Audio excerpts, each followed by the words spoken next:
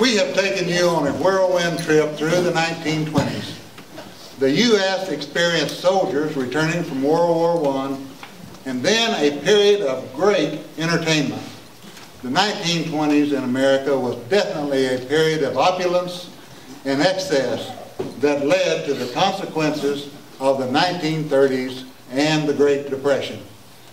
But it was a memorable time filled with images of flappers, pinstripe suits, Model Ts, the Charleston, Prohibition, and speakeasies.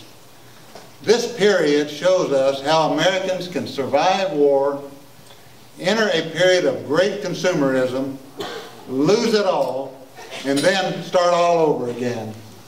The great American spirit, work ethic, and optimism continues to uplift us as we face every challenge.